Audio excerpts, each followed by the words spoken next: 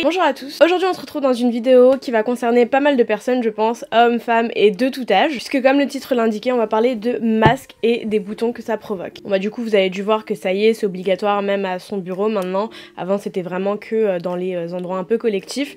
Là, va falloir le porter partout quoi. Si vous le savez pas, la peau du visage est beaucoup plus fine que la peau du reste du corps et donc elle est pas du tout adaptée au port du masque. Les frottements, l'humidité, la transpiration, l'accumulation de la chaleur dans le masque, ça va accroître l'activité des glandes sébacées et finalement à terme ça va abîmer la barrière cutanée et les hommes sont d'autant plus concernés parce qu'avec la friction du masque sur les poils de la barbe, ça va activer et encore plus inflammer le follicule pileux en fait. Alors évidemment il y a des personnes qui sont plus à risque que d'autres et c'est d'ailleurs eux malheureusement qui vont avoir cette double peine entre guillemets, mais comme je vous l'ai dit tout à l'heure, cette vidéo va concerner une grande majorité des personnes puisqu'on va aussi traiter des problématiques comme le psoriasis, la dermatite séborréique, l'eczéma de contact, etc., etc. Avant de commencer cette vidéo, je vais évidemment vous rappeler de vous abonner à ma chaîne, à mettre un like, un j'aime si jamais elle vous aura été utile et n'hésitez pas à m'écrire en commentaire le type de problème que vous rencontrez, si vous avez trouvé une solution que vous faites actuellement pour y remédier, ça peut toujours être utile. Et ma page Instagram vient juste de s'afficher également, donc si vous souhaitez me suivre là-bas, m'y poser d'autres questions, n'hésitez pas, c'est avec plaisir. Et sans plus tarder, on commence tout de suite. Let's go! Alors pour pouvoir traiter ces boutons et justement réagir le plus rapidement possible, il faut dans un premier temps les identifier. Il y a plusieurs causes, j'ai fait un micmac de tout ce que j'ai pu trouver, de ce que je connais moi, etc. Et en fonction de la problématique qui vous touche, je vous proposerai des solutions, des produits, des astuces, etc. tout au long de la vidéo. Alors on va commencer par une problématique qui touche un grand nombre de personnes finalement, qui n'est autre que l'acné. C'est pas parce qu'on n'a jamais eu d'acné qu'on ne va jamais en avoir et qu'on peut ne pas en faire en fait sous le masque. Donc pour ceux qui ont déjà de l'acné, c'est fort possible que votre état se voit aggravé parce que le masque est très occlusif finalement. On peut être également confronté à une séborrhée réactionnelle, alors c'est finalement tous les facteurs que j'ai cités plus tôt dans la vidéo, l'accumulation de la chaleur, le frottement du masque sur le visage, l'humidité, la transpiration, tout ça qui va venir accroître la sécrétion de sébum. Plus il va y avoir du sébum dans une zone concentrée, plus les pores vont venir se boucher, et qui dit pores bouchés dit apparition de boutons ou d'acné. Et quand je vous parle de chaleur et d'humidité, c'est pas anodin parce que finalement ça nous amène à ce troisième cas de figure qui est le déséquilibre du microbiote. En fait c'est avec la chaleur du masque que notre pH il va devenir alcalin alors que habituellement toute l'année il est censé être acide et c'est là que les bactéries vont commencer à germer, à se former. Alors le masque ne donne pas que des boutons, il y a d'autres cas, par exemple comme une dermite séborréique. Alors de base c'est génétique ou c'est dû au stress ou il y a plein d'autres facteurs qui font qu'on peut avoir une dermite séborréique, mais quand c'est vraiment localisé à ce niveau-là et qu'on n'en avait pas avant, c'est forcément que la peau a été agressée de façon régulière. Dans le cas d'une dermite séborréique, on a comme c'est pas vraiment une plaque, mais la peau est rouge et il y a comme des petits morceaux de peau qui s'enlèvent finalement, la peau commence à desquamer. Dans le cas du psoriasis, ça va être de grosses plaques rouges, enfin de grosses petites, mais des plaques bien délimitées rouges. Et alors s'il y a aussi un prurite, des démangeaisons, etc., il peut aussi s'agir d'eczéma de contact, parce que à ce niveau-là, on a trop souvent porté le masque. Et dernier cas, bon bien sûr après il peut y avoir des centaines d'autres cas, mais ça c'est les cas un petit peu généraux, on peut être confronté à une folliculine. Une folliculine en fait finalement c'est ce que je vous ai dit tout à l'heure avec la barbe des hommes, ça concerne majoritairement les hommes puisque c'est eux qui ont une barbe, c'est chaleur plus friction des poils finalement, ça va inflammer le follicule pileux. Alors je crois pas l'avoir dit mais cette vidéo n'est aucunement sponsorisée, hein. C'est vraiment à titre informatif pour que vous ayez des alternatives, que ce soit là maintenant avec le cas des masques, mais ce sera aussi utile si demain vous êtes confronté à une apparition de boutons puisque je vais également vous proposer des produits. Je suis obligée de commencer par ça, c'est un petit peu bateau mais mon conseil numéro 1 c'est quand même de nettoyer sa peau le matin et le soir, de préférence avec un produit au pH pas acide, au pH neutre. Si vous le faites pas en fait c'est là que les bactéries vont s'accumuler. Quand je pense juste aux personnes qui ne se démaquillent pas, il n'y a rien de pire. En fait en accumulant toutes ces bactéries, à terme vous allez complètement détruire l'équilibre du microbiote. Une fois que vous détruisez cet équilibre là, vous rentrez dans un cercle vicieux finalement. Parce que vous allez commencer à acheter des produits pour traiter votre problème. Ces produits déjà vous allez dépenser de l'argent, ces produits vont certainement vous décaper la peau, ça va créer d'autres problèmes et ça va être un cercle vicieux finalement. Donc voilà, toujours commencer par bien se nettoyer la peau. Si ça vous intéresse intéresse, j'ai fait une vidéo, je vous la mets ici dans le petit i. C'est une vidéo interactive en fait, vous allez cliquer vous-même sur la vidéo YouTube selon votre type de peau grasse, peau sèche, peau mixte, et je vais vous proposer plusieurs types de gel, de lait en fonction de différents prix, en fonction de votre budget finalement. Il y aura différents prix, différentes textures, différentes marques, etc. Donc je vous la mets dans le petit si ça vous intéresse. Dans cette vidéo je parle uniquement de gel nettoyant, mais sachez que je vous recommande fortement d'utiliser tout ce qui est savon d'Alep. Bon là c'est la marque Alepia, mais vous pouvez utiliser n'importe quelle marque. Moi je suis très satisfaite de cette marque parce que j'en ai utilisé plusieurs, notamment celui à la boue de la mer morte, à l'huile de nigel, au lait de chèvre et à l'argile rose. Donc c'est vraiment c'est un savon, hein, je vais vous montrer. C'est un savon ni plus ni moins un savon noir, mais c'est vachement recommandé quand on commence à avoir des boutons ou une peau qui commence à faire des siennes. Donc vu que j'en parle pas dans la vidéo des gels nettoyants, je voulais vous le placer ici parce que ça peut être une bonne alternative finalement et complètement naturelle en plus. Ensuite pour l'étape 2, habituellement je vous aurais conseillé d'exfolier votre peau 1 à 2 fois par semaine, mais cette fois-ci on va surtout éviter les grains, les scrubs qui vont venir ajouter leurs grains finalement à l'irritation. Faut surtout pas faire ça. Surtout si la peau elle réagit à cause des frottements et de l'humidité, on va surtout pas venir l'agresser avec des scrubs. Moi je vous recommande plutôt de privilégier tout ce qui va être peeling doux à base d'acide de fruits, les exfoliants à base d'acide salicylique. C'est ça finalement qui va venir déboucher les pores et dissoudre les cellules mortes en surface pour qu'après les soins pénètrent plus en profondeur et soient plus efficaces. Sachez que si vous avez la peau sèche, vous pouvez totalement exfolier votre peau et juste après faire un masque très hydratant. Au contraire, ça permettra au masque de bien pénétrer en profondeur.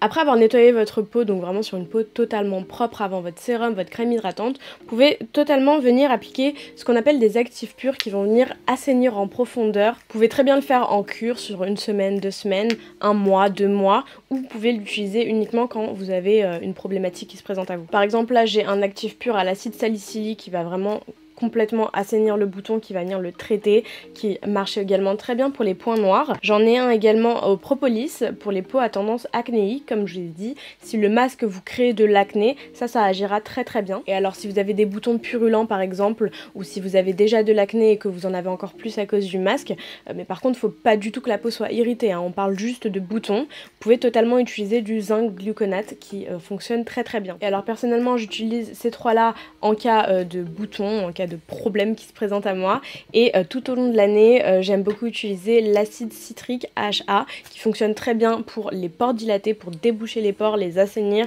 et les resserrer, et pour la perte d'éclat aussi. Personnellement j'adore ces produits là, mais je peux comprendre qu'on soit pas très à l'aise à utiliser 150 000 produits ou même à utiliser des actifs purs. C'est pour ça que je vous parle aussi de ce produit là. C'est un sérum à la niacinamide et au zinc de The Ordinary qui fonctionne extrêmement bien pour les imperfections. Alors par contre les personnes qui souffrent d'irritation, de sensibilité, d'eczéma, de dermite séborique, etc. on va complètement sauter cette étape d'exfoliation et des produits que je viens de vous présenter parce que ça risquerait d'aggraver la situation et c'est ce qu'on veut surtout pas.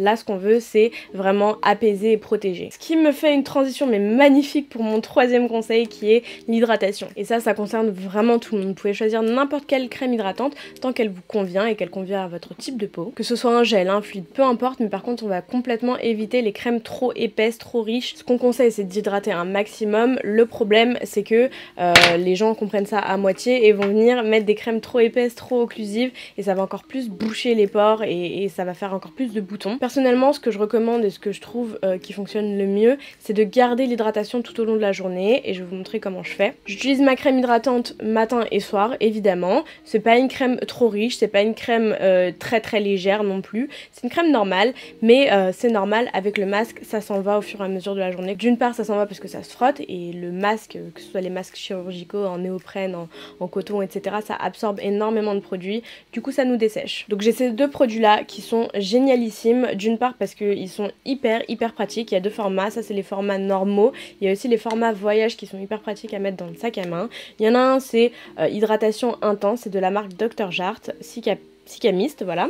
Et il y en a un autre, c'est Cicaper, c'est pour apaiser les peaux sensibles, d'où les irritations, etc. Ça s'utilise en forme de spray. c'est hyper pratique, donc sous le masque on pchit, ça rafraîchit, ça permet de rétablir l'hydratation sans avoir un surplus de matière. Donc comme je vous l'ai dit, l'un hydrate, l'autre soulage. L'odeur est dingue, l'hydratation est là, ça soulage, ça apaise. Je vous les recommande à 2000% et c'est vraiment ces deux produits que j'utilise en complément de ma crème hydratante et le matin et le soir. Et pour soulager une peau irritée, et là je parle vraiment de frottement, de boutons de chaleur, d'eczéma de contact, de psoriasis ou même de rosacée finalement, parce que parfois ça s'accentue avec le port du masque, on va justement privilégier toutes les crèmes soit à base de Cica comme je vous l'ai montré, soit à base d'arnica ou encore ce qui est à base d'eau thermale. Alors dans un premier temps, si vous avez un problème d'irritation, vous pouvez totalement utiliser la crème K-Ceutique de la marque Dermaceutique. J'aime beaucoup cette marque et j'aime beaucoup ces produits parce que je les trouve relativement efficaces et assez rapidement, et d'ailleurs c'est pas pour rien qu'ils sont majoritairement conseillés par des dermatos, des médecins esthétiques. Et cette crème là va spécifiquement apaiser les irritations tout en réparant et en accélérant la cicatrisation. Et en plus elle a un SPF de 50 qui n'est pas négligeable. La Xéracalm d'Aven est aussi un must pour moi, tout comme la Cicalfate, mais bon la Cicalfate aujourd'hui va pas servir à grand chose dans ce type de problématique. La Xéracalm c'est vraiment pour tout ce qui va être irritation, démangeaison, je pense notamment à l'eczéma, à la dermite séborique et compagnie. Alors il y a une crème qui est géniale, que j'adore, qui n'est pas assez connue à mon goût, c'est de la gamme Barriederm Duriage et elle va être vraiment géniale pour les problèmes de boutons dus au frottement du masque, elle va être géniale pour les dermites séboriques, elle va être géniale pour le psoriasis, pour l'eczéma de contact, pour la coupe rose intensifiée. Vraiment chaque année moi elle me sauve la vie parce que je l'utilise pour, vous savez, le frottement des cuisses, ça me crée des petits boutons de chaleur justement, et en une nuit j'ai vraiment plus rien. C'est un peu une crème tout en un finalement parce qu'on s'utilise autant sur le corps que sur le visage. Elle est à base d'urée donc vraiment ça va être parfait pour apaiser, pour hydrater, pour maintenir la barrière d'hydratation, pour calmer les démangeaisons, pour calmer les irritations.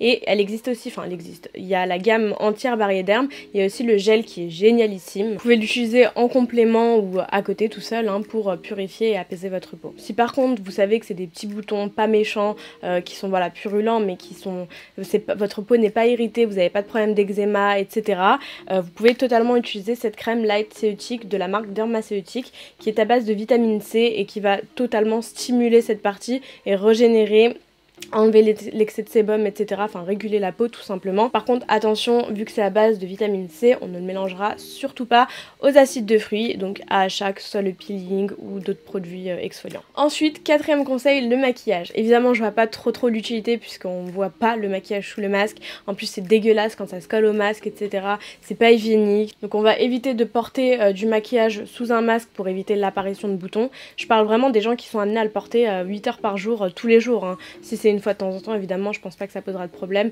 quoi qu'on sait jamais, mais voilà, on va éviter d'en porter pour éviter l'apparition de boutons, et si vous en avez déjà, pour éviter justement d'aggraver la situation. Si vraiment vous insistez pour porter du maquillage, partez sur des produits comme, attendez je vais vous montrer, comme celui-ci. Ça c'est une crème teintée en fait, une crème de jour qui est teintée tout simplement à la vitamine E oxylitol, c'est non comédogène et ça va venir maintenir l'hydratation. On va surtout éviter les conservateurs, les cosmétiques parfumés évidemment, les parabènes, les produits non comédogènes, les fonds de teint trop couvrants, tout ce qui va venir obstruer vos pores finalement. Et pour finir on va parler du type de masque. On voit tout type de masque dans la rue, on en voit voilà, en tissu, on en voit en coton pardon, on voit des masques chirurgicaux, on voit des masques qui sont pas du tout adaptés et homologués, on en voit tout type, hein. Évitez, je dirais même fuyez tout ce qui est masque synthétique, masque en néoprène. J'ai même vu que c'était pas bon de porter des masques trop colorés parce qu'ils comportent des composants irritants pour la peau.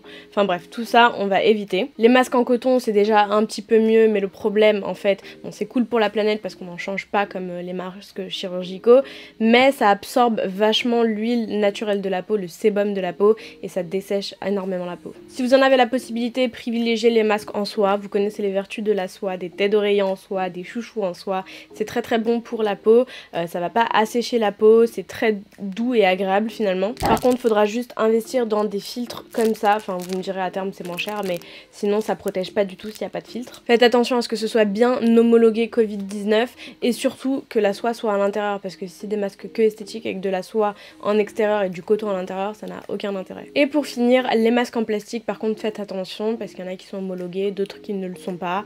C'est vraiment cool parce que du coup ça laisse respirer la peau, il n'y a pas de problème d'humidité, de transpiration etc etc. Si vous avez qu'un masque en coton, assurez-vous de le laver tous les jours que vous le portez, ça réduira le risque de prolifération des bactéries. Si vous avez un masque les masques chirurgicaux, mon conseil ce sera vraiment de le changer dès que vous sentez qu'il est un petit peu humide, que vous avez chaud dedans quoi. Ça sert à rien de l'agiter à faire de l'air, mais changez-le directement. On arrive à la fin de cette vidéo, j'ajouterai juste que si jamais vous avez envie de tester des remèdes un peu plus naturels, sachez que vous pouvez toujours faire un petit masque de miel. Le miel ça a des vertus antimicrobiennes, ça a des vertus anti-inflammatoires, ça a des vertus cicatrisantes, donc rien ne vous empêche de tester ça sur la zone où vous avez pas mal de boutons à cause du masque. Donc voilà, j'espère sincèrement que cette vidéo vous aura été utile, vous aura aidé. N'hésitez pas à m'écrire en commentaire, comme je vous l'ai dit en début de vidéo, quel est le type de problème que vous rencontrez actuellement, quelle est la solution que vous avez trouvée, dans quel état d'esprit vous êtes un petit peu en ce moment. En tout cas, n'hésitez pas à faire une pause du masque quand vous le pouvez, parce que c'est pas une raison pour l'enlever évidemment, mais si vous êtes chez vous. D'ailleurs à la salle de sport, j'ai vu pas mal de personnes qui continuent à porter le masque, mais franchement, faites pas ça. Porter un masque en faisant du sport, ça accentue encore plus les germes. La chaleur, l'humidité, la transpiration, il n'y a rien de pire. Je sais que c'est relou parce que il y a des gens qui sont un petit peu hypocondriaques, on va dire. On va pas leur vouloir parce que cette année était tellement chelou. Enfin bref, je vais vous quitter. On se retrouve sur mon compte Insta. N'hésitez pas à vous abonner. Je vous embrasse très très fort et je vous dis à très très vite pour une toute nouvelle vidéo. Ciao ciao. Mouah, mouah, mouah.